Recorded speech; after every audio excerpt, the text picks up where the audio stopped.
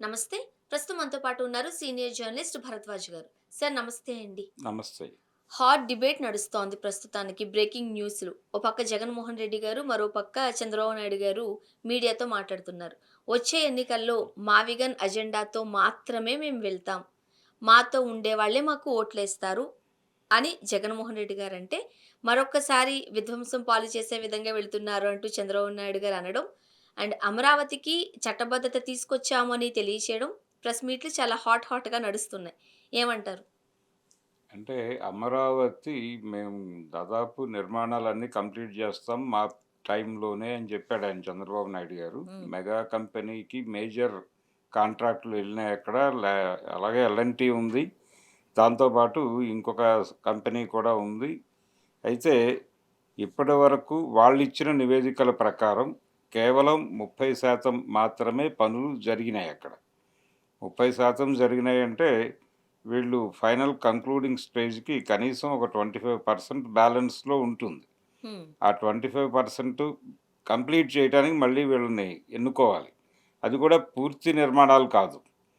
టార్గెట్‌గా పెట్టుకున్న నిర్మాణాలు అంటే వచ్చే ఎన్నికల నాటికి కంప్లీట్ అవ్వటం కోసం టార్గెట్‌గా పెట్టుకున్నటువంటి నిర్మాణాల్లోనే 30% మాత్రమే అయింది ఇప్పటికి. వీళ్ళు కూడా చాలా స్ట్రాటజిక్‌గా, ప్రీ ప్లాన్డ్‌గానే వెళుతున్నట్టు అనిపించడం లేదు సార్ నిర్మాణాల విషయంలో? అంటే నిర్మాణాలు కంప్లీట్ చేయాలనేది వాళ్ళ ఉద్దేశ్యం కావచ్చు. నారాయణ గారు పదే పదే చెప్తున్నాడు కానీ అవ్వట్లేదు. పనులవ్వట్లేదు. డబ్బులైతే తీసుకున్నారు కేంద్రం నుంచి. అలాగే అప్పులు చేశారు భారీగానే. అప్పులు చేసుకోవటానికి వీళ్ళకి స్వేచ్ఛ దొరికింది కేంద్ర ప్రభుత్వం నుంచి. ఇన్ని విధాల వెసులుబాట్లు ఉన్నప్పటికీ అక్కడ పనులు శరవేగంగా జరగటం లేదు. ఎందుకు జరగటం లేదు అనేది వేరే గొడవ. అంటే కాంట్రాక్టర్లు పనుల మీద శ్రద్ధ కంటే కూడా నాయకుల్ని మేనేజ్ చేయటం మీద హ్మ్. ఎక్కువ శ్రద్ధ పెడుతున్నట్టుగా కనిపిస్తోంది. అందుకని రాజధాని రైతుల్లో 2 రకాల ఆందోళనలున్నాయి ఇప్పుడు. ఇక్కడ నిర్మాణాలు సరిగా కంప్లీట్ కాకపోతే ఏమిటి పరిస్థితి అనేది ఒక గొడవ. రెండోది ఆయన కొత్తగా తీసుకోవాలి అనుకుంటున్నటువంటి భూములు. దానికి సంబంధించి జనాలు ఇవ్వడానికి సిద్ధంగా లేరు. ఇక్కడ పనులే ప్రాపర్‌గా అవ్వడం లేదు. ఇప్పుడు మనం ఇవ్వము అంటే వాళ్ళు మీద పడి లాక్కునే అవకాశం ఉందా? అనేది ఒక భయం. ఎందుకు ఇప్పుడు పెనుమాక రైతులు చెప్తున్నారు కదా సార్! బలవంతంగా మా దగ్గర నుంచి భూములు లాక్కుంటున్నారు. అదే. అండ్ అదే. అదే. ఇవ్వము అని తిరస్కరించిన వాళ్ళ పంట భూముల్లో నీరొదిలేశారు. మనం ఈ ఆరోపణలు కూడా విన్నాం. నీరు వదిలేయటము ఇప్పుడు ఇలాంటి విన్యాసాలు గతంలో గూడా జేశారు. అంటే ఇప్పుడు రాజధాని కోసం భూములు తీసుకున్నటువంటి ప్రాంతంలో అరటి తోటలు తగలబెట్టిన చరిత్ర ఒకటుంది. హ్మ్. అలాంటి తుంటరి పనులు చేస్తారు గానీ, టోటల్‌గా ఇది రియల్ ఎస్టేట్ గొడవగా మారింది. అంటే ప్రభుత్వం నేరుగా రియల్ ఎస్టేట్ ప్రోగ్రామ్‌లోకెళ్ళిపోయింది. బయట నుంచి చాలామంది ఇక్కడ భూములు కొనుగోలు జేస్తున్నారు. వాళ్ళ టార్గెట్ ఏంటంటే ఇక్కడ భూమి కొనేస్తే ఏదో పద్ధతిలో అది క్యాపిటల్‌కి ఇచ్చేస్తే అంటే చంద్రబాబు నాయుడు గారికి అప్పజెప్పేస్తే ఆయన నుంచి ఏవో ప్రయోజనాలు పొందాలి. ఆ బ్యాచ్ ఎక్కువైపోయింది ఇప్పుడక్కడ. వాళ్ళు కొంతమంది బలవంతంగా భూములు కొనుగోలు జేస్తున్నారు. రెండో వైపు ప్రభుత్వం అభివృద్ధికి అడ్డం పడుతున్నారు మీరు. కాబట్టి మేము ఎట్టి పరిస్థితుల్లోనూ భూములు తీసుకొని తీరతాం అని వాళ్ళు మాట్లాడుతున్నారు. హ్మ్. ఈ భయాందోళనల మధ్య రాజధాని రైతులు బతుకుతున్నారిప్పుడు. ఈ టైంలో అక్కడ నిర్మాణాలు ప్రాపర్‌గా అవ్వలేదు. అదొక గందరగోళం. ఇది రేపు పార్టీ మారితే ఏమిటి పరిస్థితి అనేది ఇంకో భయం. సో, ఇప్పుడు రాజధాని రైతులకి భరోసా కల్పించగలిగితే జగన్మోహన్ రెడ్డి గారు డెఫినెట్‌గా ఆయన వైపు టర్న్ అయ్యే అవకాశం ఉంది సీన్. అలా అంటే ఆయన మావిగన్ అని మాట్లాడటం ఒకటే కాకుండా రా ప్రభుత్వ భూముల్లో నిర్మాణాలు జరుపుకుంటాం. ఇప్పుడు జరుగుతున్నవేవో జరుగుతాయి. భవిష్యత్తులో నిర్మాణం జరపాల్సినవన్నీ కూడా ప్రభుత్వ భూముల్లోనే జరుపుతాం. ఇప్పుడు మావిగన్‌లో అమరావతి రైతులకు సంబంధించి ఎవరైతే భూములిచ్చారో, ఆ ప్లేస్ కూడా ఉంది కదా! ఇప్పుడు ఎక్స్‌ట్రా రెండో విడతగా తీసుకునే భూములే అవసరం లేదు. అవసరం అది లేదు. మచిలీపట్నం ఇటువైపు తీసుకోవచ్చు అదే. అనేది అదే. జగన్మోహన్ రెడ్డి అదే. గారి ఉద్దేశం. నిర్మాణాలు జరపాల్సినవన్నీ కూడా ప్రభుత్వ భూముల్లో జరుపుతాము. మచిలీపట్నం నుంచి మొదలుపెట్టి గుంటూరు వరకు ఆ పరిధిలో చేస్తాము.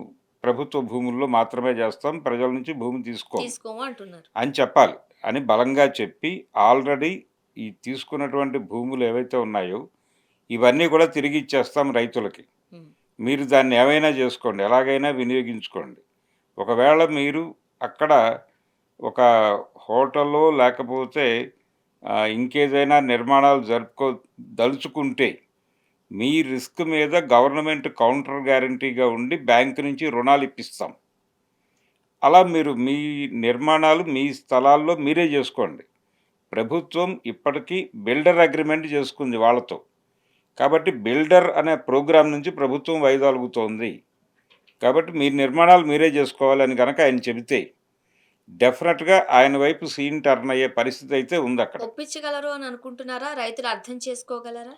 వింటారు. ఇప్పుడు ప్రస్తుతం ఆ పరిస్థితి ఉంది. అంటే గతంలో వింటారా, వినరా గొడవ అప్పటి పరిస్థితి వేరు. ఇప్పుడు సీన్ అర్థమైంది వాళ్ళకి. అంటే అంత ఈజీ కాదు వ్యవహారం అనేది స్పష్టంగా అర్థమైంది. నిజానికి ఆ రోజునే కంప్లీట్‌గా మేము చూపిస్తున్నటువంటి రాజధాని కంప్లీట్ అవ్వడానికి 33 ఏళ్ళు పడుతుందని చెప్పాడాయన చంద్రబాబు గారు. ఇప్పుడు అది ఈ 33 ఏళ్ళు కంటిన్యూస్‌గా వాళ్ళనే గెలిపిస్తాయి. అవును. అది అండర్‌లైన్డ్. సో, ఈ ప్రమాదం ఉంది వీళ్ళతో అనేది అర్థమైపోయింది. ఇప్పుడు 2 ఏళ్ళు ఇంతకుముందు చంద్రబాబు నాయుడు గారు 5 ఏళ్ళు ఉన్నారు. మధ్యలో జగన్మోహన్ రెడ్డి గారు వచ్చారు. పోనీ ఆగిపోయింది. ఇప్పుడుకొచ్చి 2 ఏళ్ళు అయింది. ఇంకొక 3 ఏళ్ళు వాళ్ళ చేతుల్లో ఉన్నాయి. ఈ 3 ఏళ్లలో వాళ్ళు అనుకునే ఏదైతే బ్లూ ప్రింట్ ఉందో అట్‌లీస్ట్ అంతవరకునన్నా అంత వెళ్ళే కూడా అవకాశం అవ్వదు. ఉందా?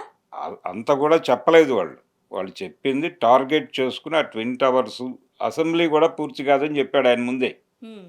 సెక్రటేరియట్ ఇలాంటివి కొంతవరకు అవుతాయి అని చెప్పారు. జడ్జిల బంగళాల వరకు కంప్లీట్ అయిపోయినాయి. వాళ్ళు ప్రస్తుతం అక్కడి నుంచే యాక్టివిటీ జరుపుతున్నారు. హైకోర్టుకి పర్మనెంట్ నిర్మాణం అవసరం లేదు. ఇది బానే ఉంది అన్నారు. ఓకే.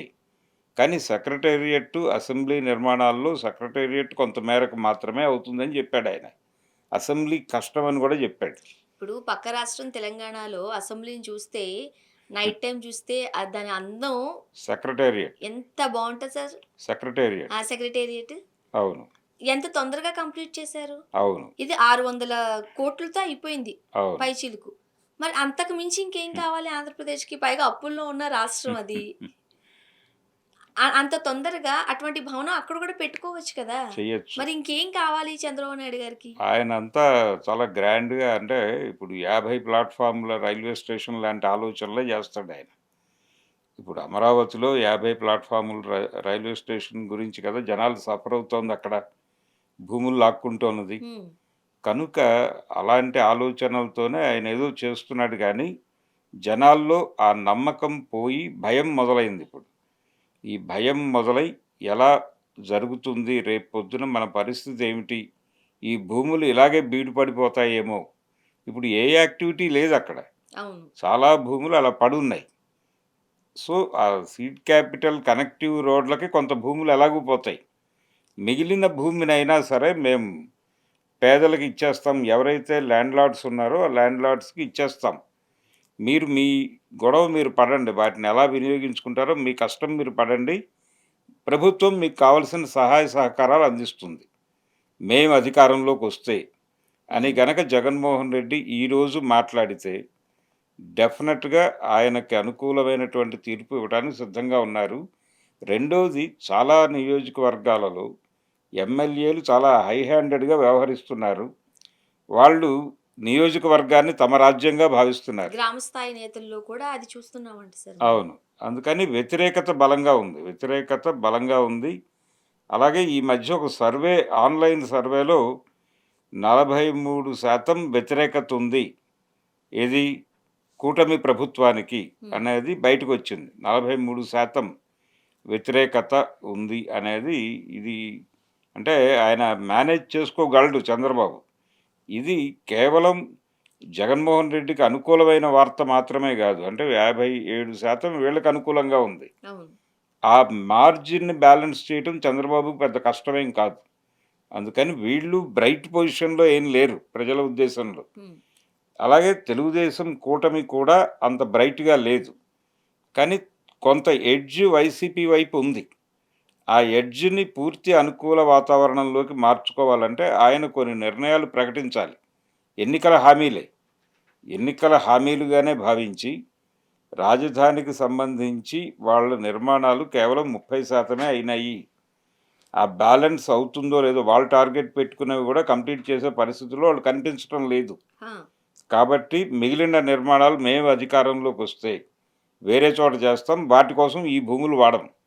మీ భూములు మీరే తీసుకోండి. మీ నిర్మాణాలు మీరే చేసుకోండి అనే మాట ఆయన బలంగా చెప్పగలిగితే మాత్రం అది మాత్రమే కాదు, ప్రతి నియోజకవర్గంలోనూ పార్టీ క్యాడర్‌ని యాక్టివిటీలోకి తీసుకెళ్ళి హామీల అమలు, అలాగే ప్రభుత్వం ఇప్పుడు వాళ్ళకిస్తున్నటువంటి సదుపాయాలు ఎలా ఉన్నాయి అనే దాని మీద ఎక్కడికక్కడ ఒక సర్వే జరిపించాల్సిన అవసరం ఉంది పార్టీ పరంగా. ఇప్పుడు ఎవరి సిద్ధాంతాలు, ఎవరి స్టాండ్ ఏంటో చెప్పేశారు.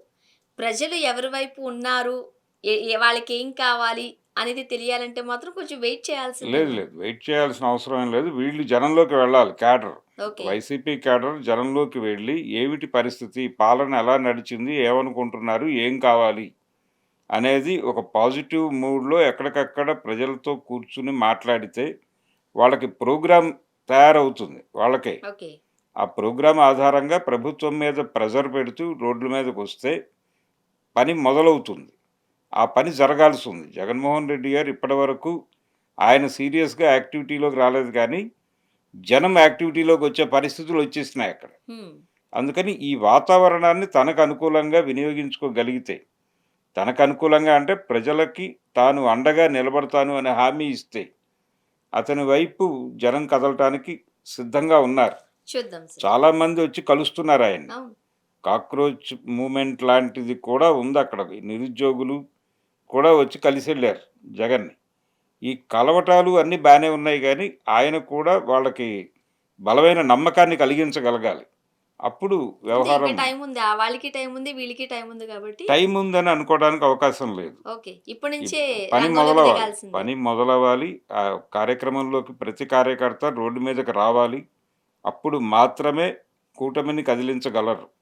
చూద్దాం సార్. లేకపోతే కష్టం. థాంక్ యూ అండి. Thank you.